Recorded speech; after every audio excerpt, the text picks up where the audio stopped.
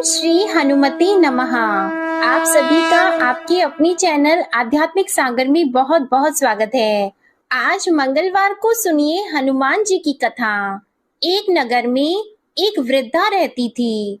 उसका एक ही पुत्र था। उस वृद्धा की हनुमान जी पर बहुत गहरी आस्था थी। वह हर मंगलवार का व्रत रखती थी और हनुमान जी की पूजा आराधना करती थी।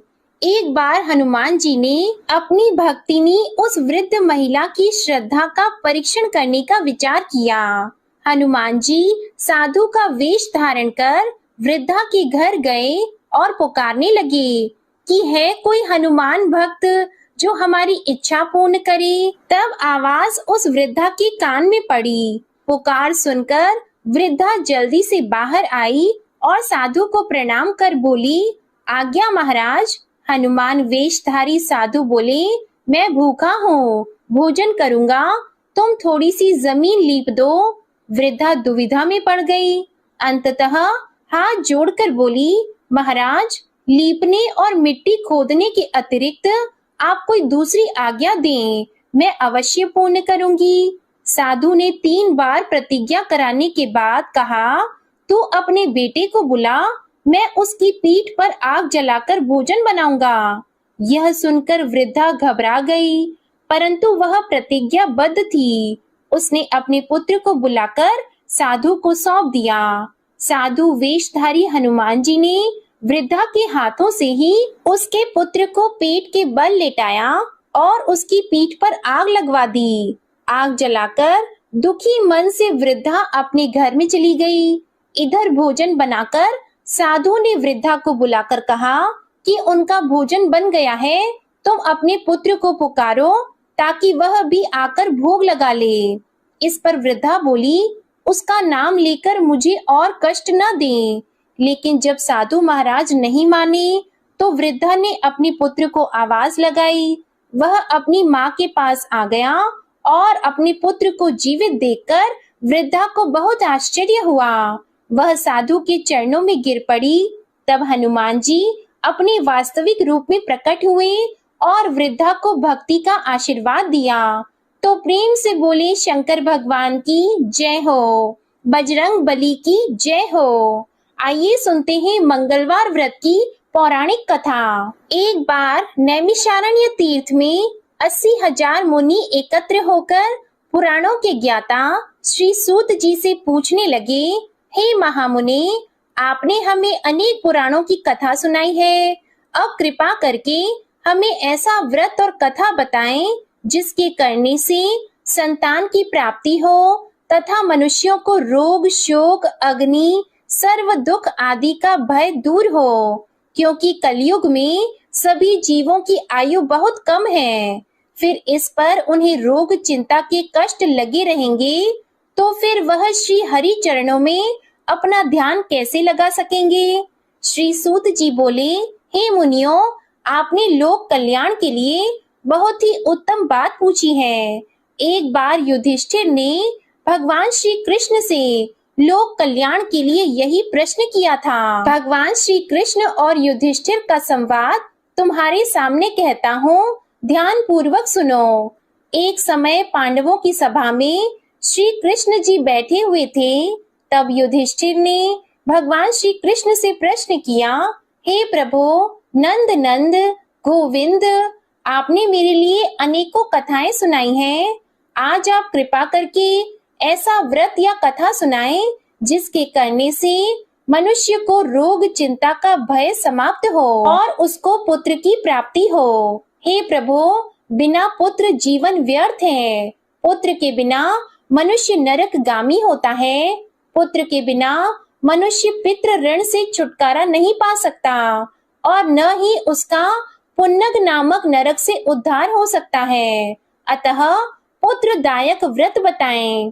श्री कृष्ण भगवान बोले, हे राजन, मैं एक प्राचीन इतिहास सुनाता हूँ, आप उसे ध्यान पूर्वक सुनो। कुंडलपुर नामक एक नगर था। उसमें नंदा नामक एक ब्राह्मण रहता था। भगवान की कृपा से उसके पास सब कुछ था, फिर भी वह दुखी था। इसका कारण यह था कि ब्राह्मण की स्त्री सुनंदा की कोई संतान नहीं थी। सुनंदा पतिव्रता थी, भक्ति पूर्वक श्री हनुमान जी की आराधना करती थी। मंगलवार के दिन व्रत करके अंत में भोजन बनाकर हनुमान जी की आराधना करती थी।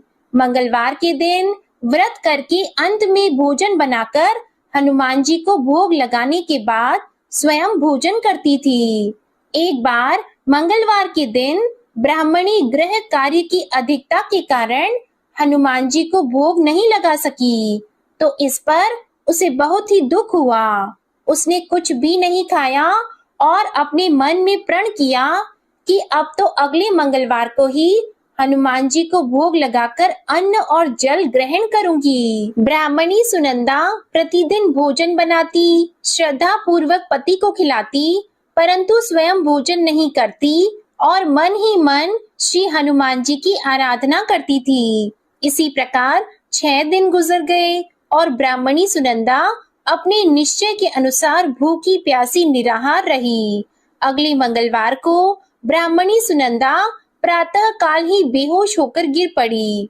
ब्राह्मणी सुनंदा की इस असीम भक्ति के प्रभाव से श्री हनुमान जी बहुत प्रसन्न हुए और प्रकट होकर बोले, सुनंदा, मैं तेरी भक्ति से बहुत प्रसन्न हूँ, तू उठ और वर मांग। सुनंदा अपने आराध्य देव श्री हनुमान जी को देखकर आनंद की अधिकता से विह्वल होकर श्री हनुमान जी के चरणों में गिरकर बोली, हे प्रभु, मेरी कोई संतान नहीं है, कृपा करके पुत्र और कन्या प्रदान करें, आपकी अति कृपा होगी। श्री महावीर जी बोले, तेरी इच्छा पूर्ण होगी, तेरे एक कन्या पैदा होगी, उसके अष्टांग प्रतिदिन सोना दिया करेंगे। इस प्रकार कहकर श्री महावीर जी अंतर्ध्यान हो गए। ब्राह्मणी सुनंदा बहुत हर्षित हुई और समाचार अपने पति से कहा। ब्राह्मण देव कन्या का वरदान सुनकर कुछ दुखी हुए, परंतु सोना मिलने की बात सुनी तो बहुत प्रसन्न हुए। उन्होंने विचार किया कि ऐसी कन्या के साथ मेरी निर्धनता भी समाप्त हो जाएगी। श्री हनुमान जी की कृपा से वह ब्राह्मणी गर्भवती हुई और 10वें महीने में उसे बहुत ही सुंदर पुत्री प्राप्त हुई। यह बच्ची अपने पिता के घर में ठीक उसी तरह से बढ़ने लगी जिस प्रकार शुक्ल पक्ष का चंद्रमा बढ़ता है। 10वें दिन ब्राह्मण ने उस बालिका का नामकरण संस्कार कराया। उसके कुल पुरोहित ने उस बालिका का नाम रत्नावली रखा, क्योंकि यह कन्या सोना प्रदान किया करती थी। इस कन्या ने पूर्व जन्म में बड़े ही विधान से मंगल देव का व्रत किया था। रत्नावली का अष्टांग बहुत सा सोना देता था। उस सोने से नंदा ब्राह्मण बहुत ही धनवान हो गया। अब ब्राह्मणी सुनंदा भी बहुत अभिमान करने लगी थी। समय बीतता रहा। अब रत्नावली 10 वर्ष की हो चुकी थी। एक दिन जब नंदा ब्राह्मण प्रसन्न चित्त था, तब सुनंदा ने अपने पति से कहा, मेरी पुत्री रत्नावली विवाह के योग्य हो गई है, इसलिए आप कोई सुंदर और योग्य वर देखकर विवाह कर दें। यह सुनकर ब्राह्मण बोला, अभी तो रत्नावली बहुत छोटी है। तब ब्राह्मणी बोली, शास्त्रों की आज्ञा है कि कन्या 8वें वर्ष में गौरी, 9 वर्ष रोहिणी, 10वें वर्ष में कन्या, इसके पश्चात रजस्वला हो जाती है। गौरी के दान से पाताल लोक की प्राप्ति होती है, रोहिणी के दान से बैकुंठ लोक की प्राप्ति होती है, कन्या के दान से इंद्र लोक में सुखों की प्राप्ति होती है। अगर हे पतिदेव रजस्वला का दान किया जाता है तो घोर नरक की प्राप्ति होती है। इस पर ब्राह्मण बोला, अभी तो रत्नावली मात्र 10 ही वर्ष की है और मैंने तो 16-16 साल की कन्याओं के विवाह कराए हैं, अभी जल्दी ही क्या है। तब ब्राह्मणी सुनंदा बोली, आपको तो लोभ अधिक हो गया है लगता है। अगर 11वें वर्ष में विवाह नहीं होता है तो उसमें मासिक धर्म के रक्त का पिता और बड़े भाई को पान करना पड़ता है। शास्त्रों में कहा गया है कि माता, पिता और बड़ा भाई रजस्वला कन्या को देखते हैं तो वह अवश्य ही नरकगामी होते हैं। तब ब्राह्मण बोला, अच्छी बात है, कल मैं अवश्य ही योग्य वर की तलाश में अपना दूत भेजूंगा। दूसरे दिन ब्राह्मण ने अपने दूत को बुलाया और आज्ञा दी कि जैसी सुंदर मेरी कन्या है वैसा ही सुंदर वर उसके लिए तलाश करो। दूत अपने स्वामी की आज्ञा पाकर निकल पड़ा। पंपई नगरी में उसने एक सुंदर लड़के को देखा। यह बालक एक ब्राह्मण परिवार का बहुत गुणवान पुत्र था। इसका नाम सोमेश्वर था। दूत ने इस सुंदर और गुणवान ब्राह्मण पुत्र के बारे में अपने स्वामी को पूर्ण विवरण दिया। ब्राह्मण नंदा को भी सोमेश्वर अच्छा लगा और फिर एक शुभ मुहूर्त में विधि पूर्वक कन्यादान करके ब्राह्मण संतुष्ट हुए। परंतु ब्राह्मण के मन में तो लोभ समाया हुआ था। उसने कन्यादान तो कर दिया था, पर वह बहुत ही खिन्न था। उसने विचार किया कि रत्नावली तो अब चली जाएगी और मुझे इससे जो सोना मिलता था वह अब मिलेगा नहीं। मेरे पास जो धन था कुछ तो इसके विवाह में खर्च हो गया और जो शेष बचा है वह भी कुछ दिनों के बाद समाप्त हो जाएगा। मैंने तो इसका विवाह करके बहुत बड़ी भूल कर दी है। अब कोई ऐसा उपाय हो कि रत्नावली मेरे घर में ही बनी रहे, अपनी ससुराल न जाए। लोभ रूपी राक्षस ब्राह्मण के मस्तिष्क पर छाता जा रहा था। रात भर अपनी शैया पर बेचैनी से करवटें बदलते बदलते उसने एक बहुत ही क्रूर निर्णय लिया। उसने विचार किया कि जब रत्नावली को उसका पति सोमेश्वर अपने घर के लिए जाएगा तो वह मार्ग में छिपकर सोमेश्वर का वध कर देगा और अपनी लड़की को अपने घर ले आएगा, जिससे नियमित रूप से उसे सोना भी मिलता रहेगा और समाज का कोई मनुष्य उसे दोष भी नहीं दे सकेगा। जब अगले दिन सुबह हुई तो नंदा और सुनंदा ने अपने जमाई तथा लड़की को बहुत सारा धन देकर विदा किया। सोमेश्वर अपनी पत्नी रत्नावली को लेकर ससुराल से अपने घर की तरफ चल दिया। ब्राह्मण नंदा महालोभ के वशीभूत होकर अपनी मति खो चुका था। पाप पुण्य का उसे विचार नहीं रहा था।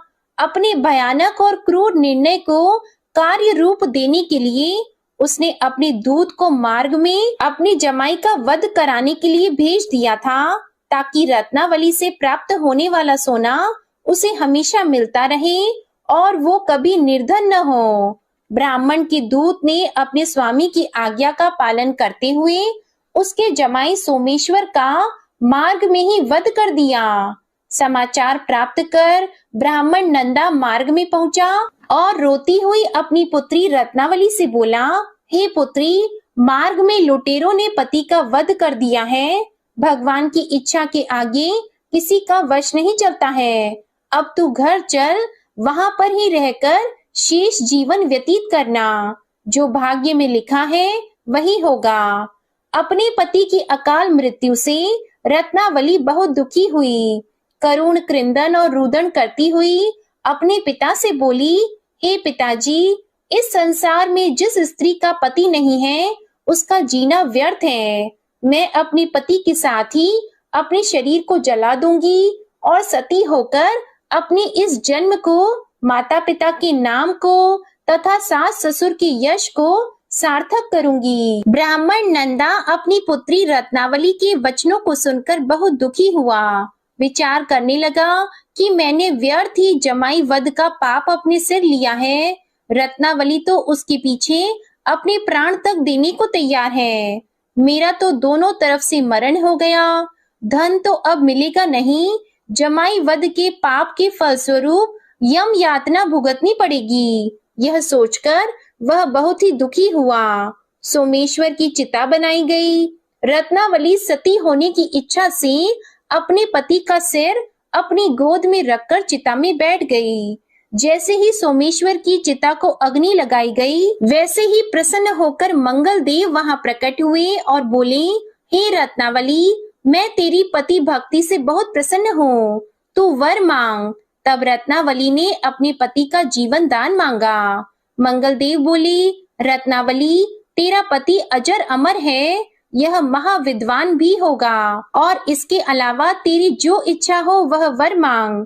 तब रत्नावली बोली, हे ग्रहों के स्वामी, यदि आप मुझ पर प्रसन्न हैं तो मुझे यह वरदान दीजिए कि जो भी मनुष्य मंगलवार के दिन प्रातः काल लाल पुष्प, लाल चंदन से पूजा करके आपका स्मरण करेगा, उसको रोग व्याधि नहीं होगी, स्वजनों से कभी वियोग नहीं होगा, सर्प, अग्नि तथा शत्रुओं का भय नहीं रहेगा।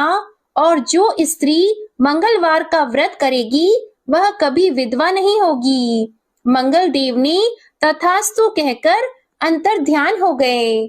सोमेश्वर मंगल देव की कृपा से जीवित हो उठा। रत्नावली अपने पति को पुनः प्राप्त कर बहुत प्रसन्न हुई और मंगल देव का व्रत प्रत्येक मंगलवार को करके व्रतराज और मंगल देव की कृपा से इस लोक में सुख ऐश्वर्य को भोगते हुए अंत में अपने पति के साथ स्वर्ग लोक को गई। प्रेम से बोलिए जय श्री हनुमान। आइए अब सुनते हैं श्री राम नाम की महिमा।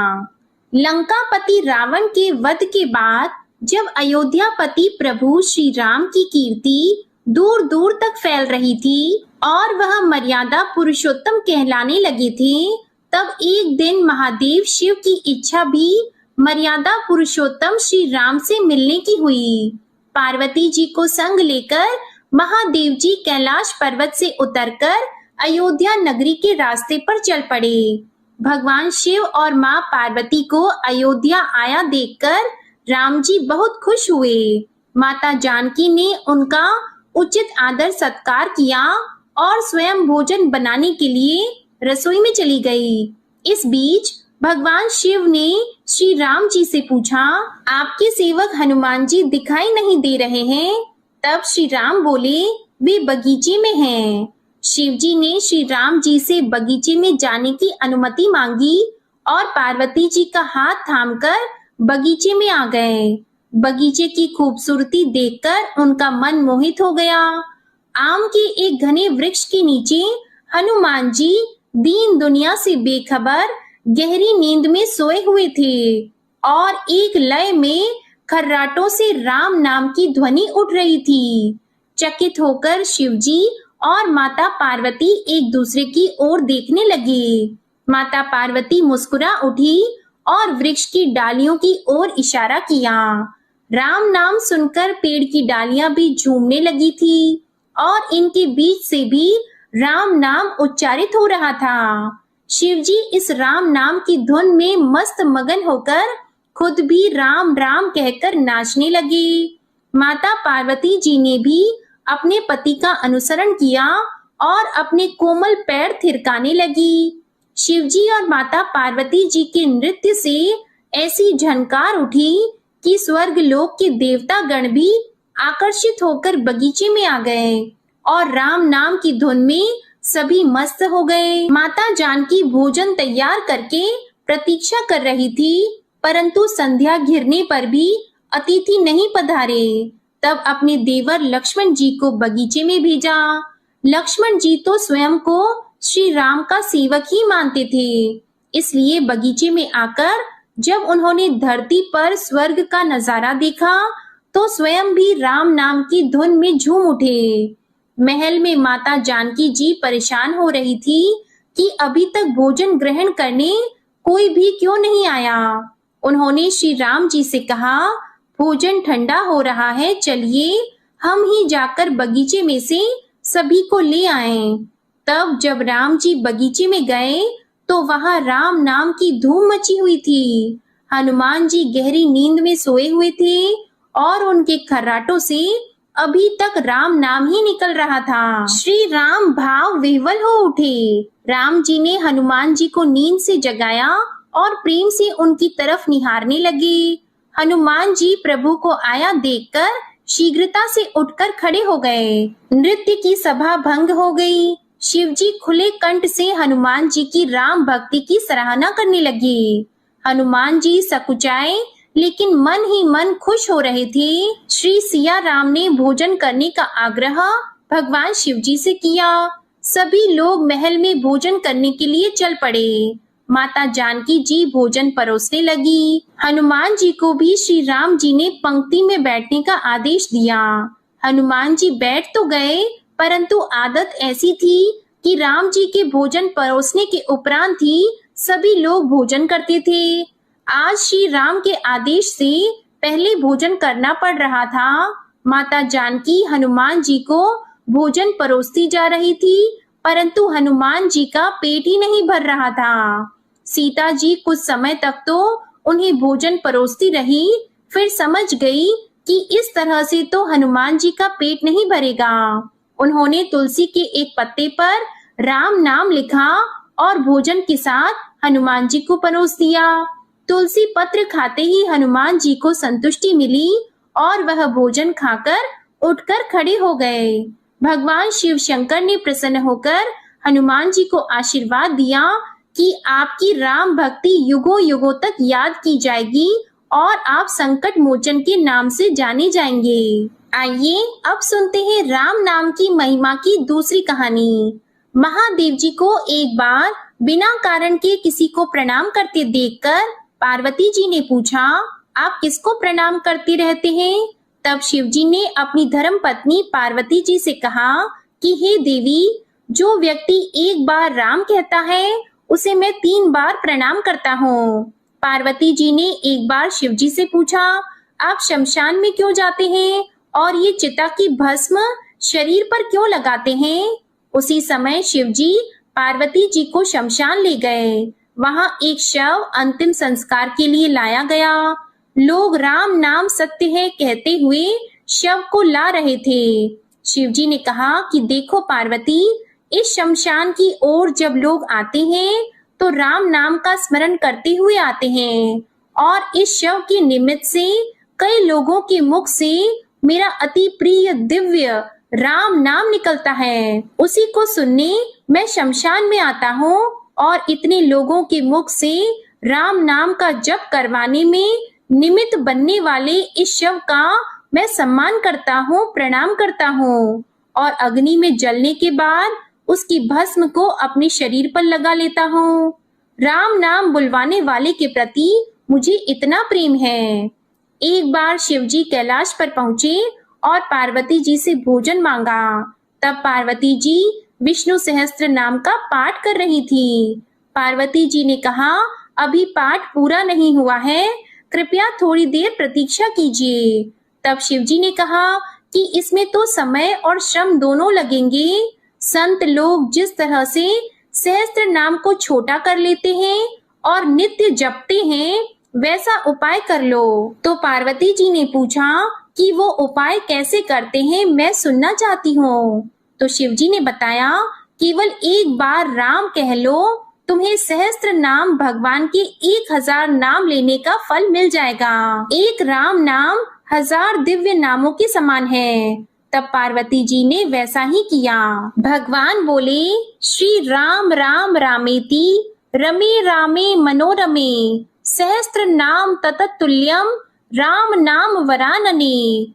यह राम नाम सभी आपदाओं को हरने वाला, सभी संपदाओं को देने वाला दाता है, सारे संसार को विश्राम या शांति प्रदान करने वाला है। इसलिए मैं इसे बार बार प्रणाम करता हूँ।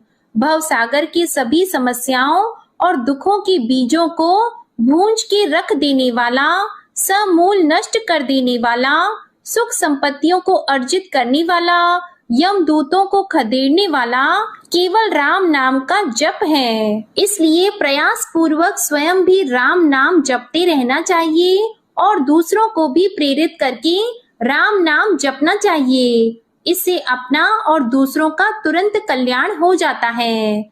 यही सबसे सुलभ और अचूक उपाय है। इसलिए हमारे देश में प्रणाम राम राम कहकर किया जाता है। आइए अब सुनते हैं बिल्व वृक्ष की महिमा। एक बार नारद जी ने भोलेनाथ जी की स्तुति करके पूछा कि प्रभु, आपको प्रसन्न करने के लिए सबसे उत्तम और सुलभ साधन क्या है? हे त्रिलोकीनाथ, आप तो निर्विकार और निष्काम हैं, आप सहज ही प्रसन्न हो जाते हैं।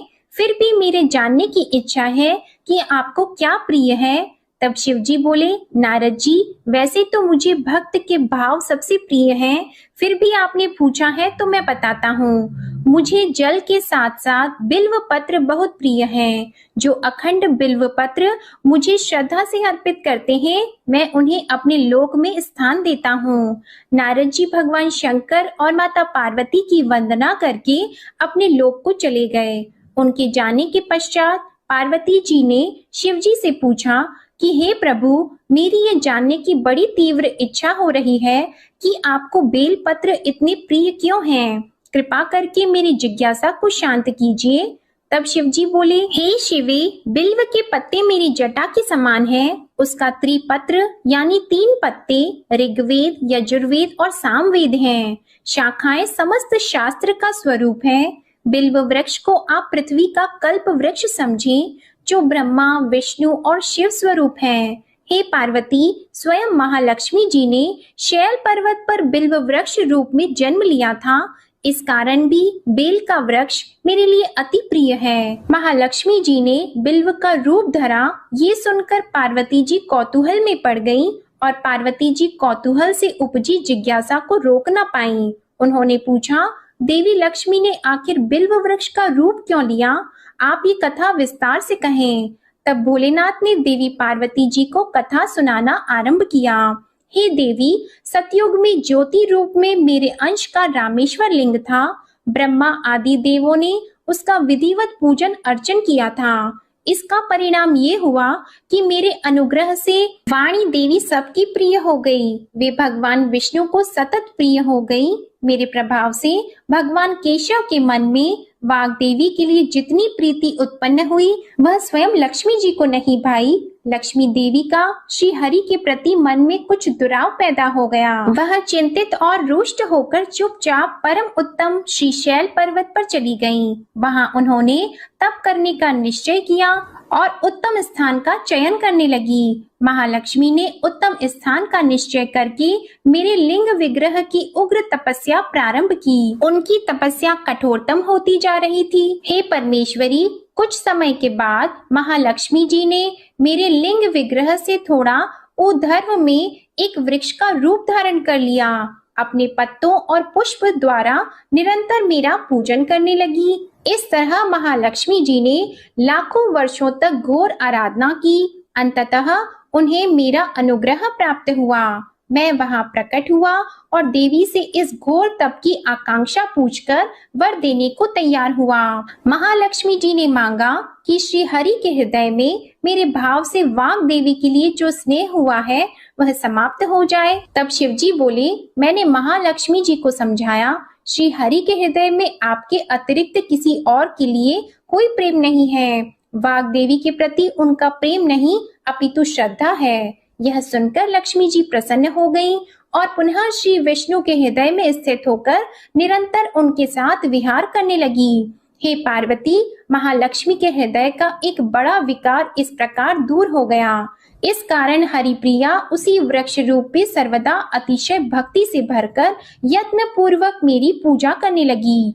हे पार्वती, इसी कारण विश्व का वृक्ष, उसके पत्ते, फल, फूल आदि मुझे बहुत प्रिय हैं।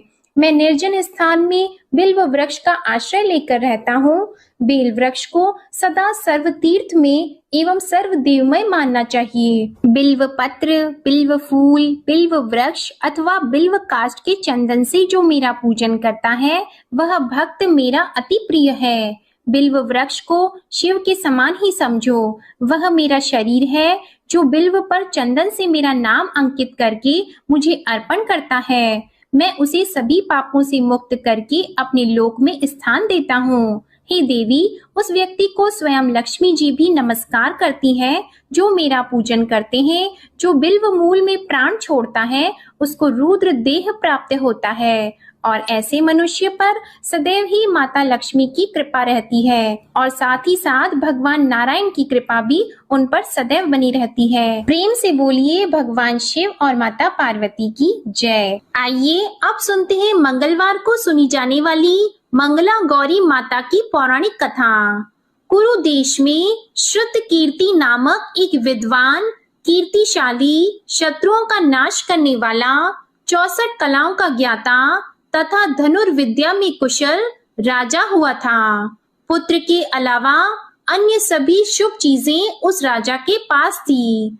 इसलिए वह राजा संतान के विषय में अत्यंत चिंतित हुआ और जब ध्यान पूर्वक देवी की आराधना करने लगा, तब उसकी कठोर तपस्या से देवी प्रसन्न हो गई और उससे यह वचन बोली कि हे सुव्रत, वर मांगो। तब श्रुतकीर्ति बोला, हे देवी, यदि आप मुझ पर प्रसन्न हो तो मुझे सुंदर पुत्र दीजिए। हे देवी, आपकी कृपा से अन्य किसी भी वस्तु का अभाव नहीं है।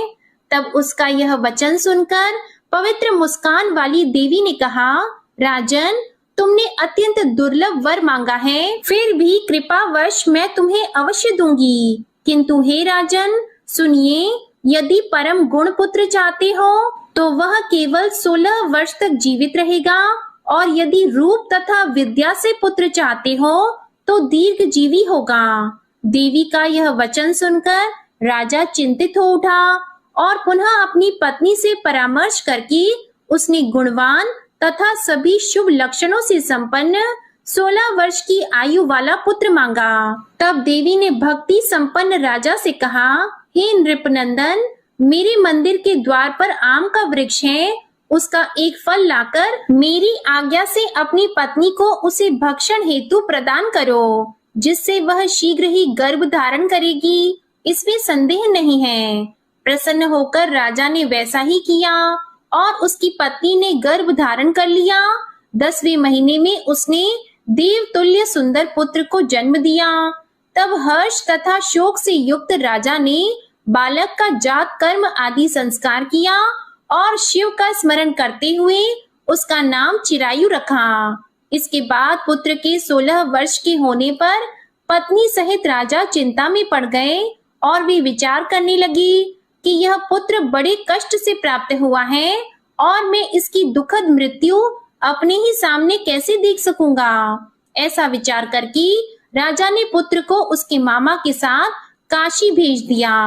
प्रस्थान के समय राजा की पत्नी ने अपने भाई से कहा कि आप मेरे पुत्र को काशी ले जाइए। मैंने भगवान मृत्युंजय से पूर्व में पुत्र के लिए प्रार्थना की थी और कहा था कि हे विश्वेश, आप जगतपति की यात्रा के लिए मैं उस पुत्र को अवश्य भेजूंगी। अतः आप मेरे पुत्र को आज ही ले जाइए और सावधानी पूर्वक इसकी रक्षा कीजिएगा।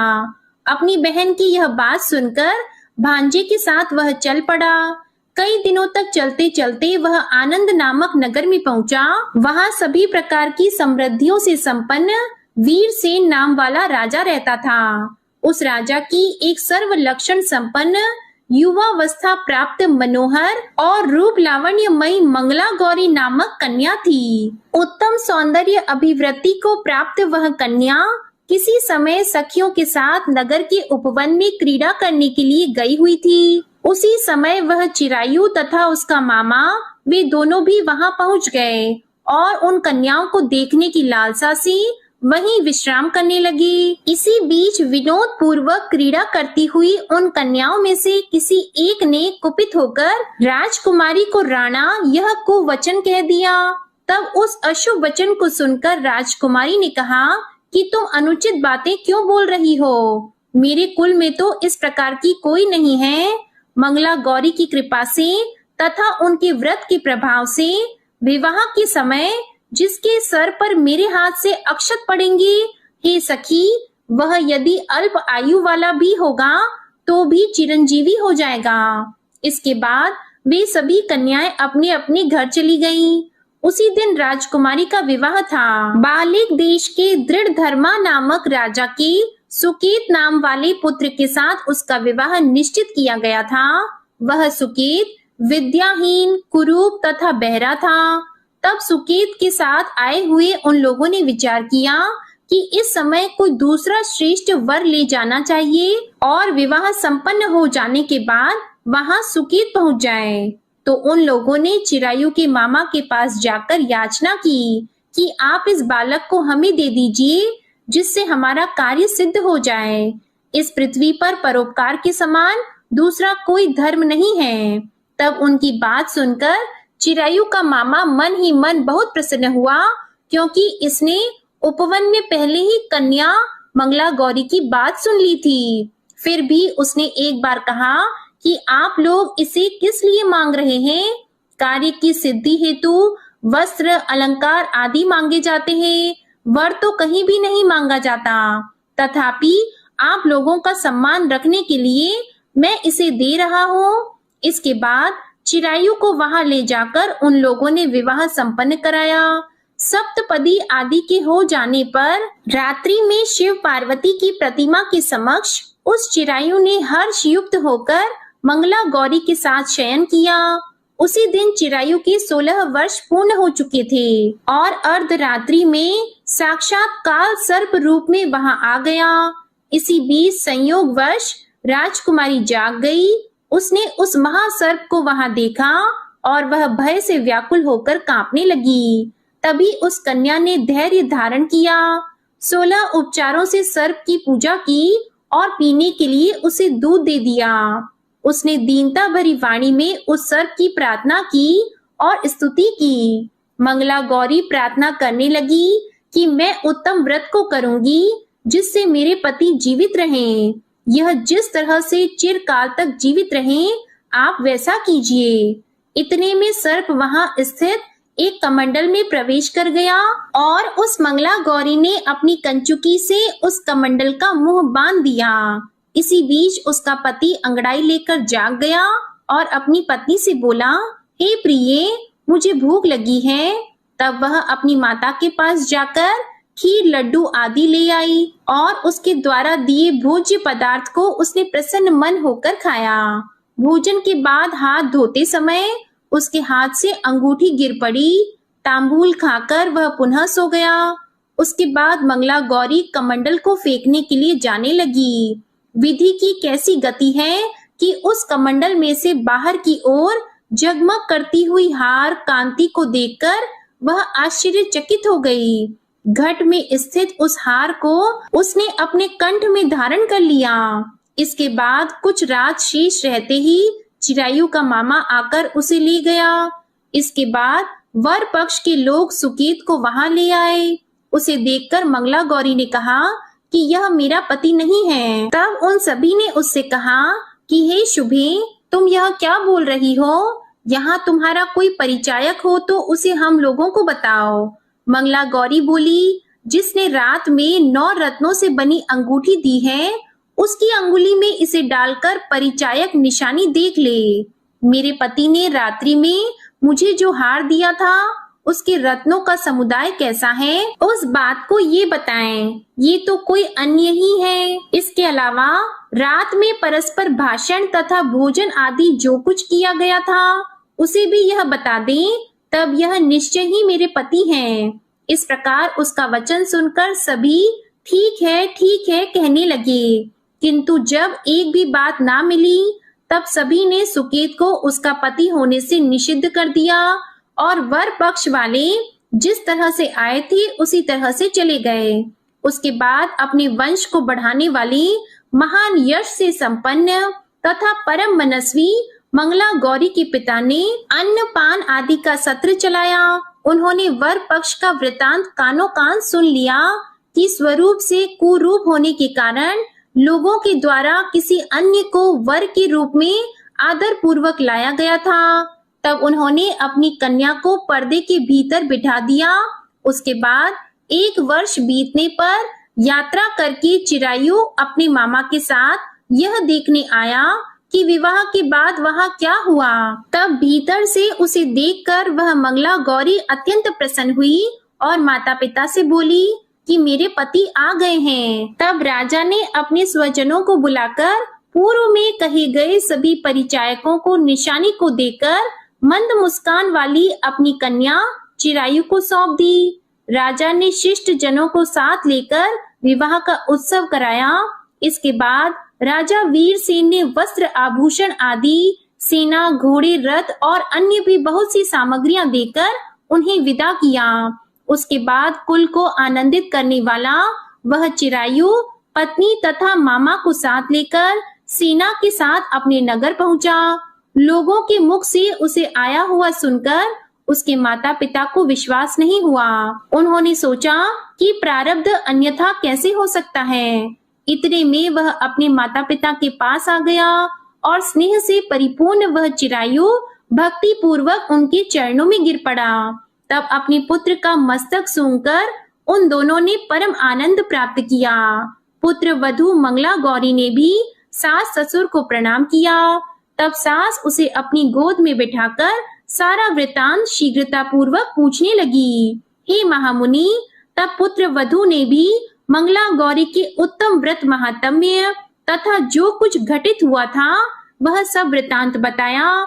जो कोई भी इसका श्रवण करता है या जो इसे कहता है उसके सभी मनोरथ पूर्ण हो जाते हैं, इसमें संदेह नहीं है। प्रेम से बोलिए मंगला गौरी माता की जय हो। आपको ये मंगलवार व्रत कथा अच्छी लगी हो तो वीडियो को लाइक करिएगा, शेयर करिएगा और चैनल को भी सब्सक्राइब करिएगा। इसी के साथ आज आप हमारे चैनल पर पौष मास महात्म्य की कथा भी जरूर सुनिएगा।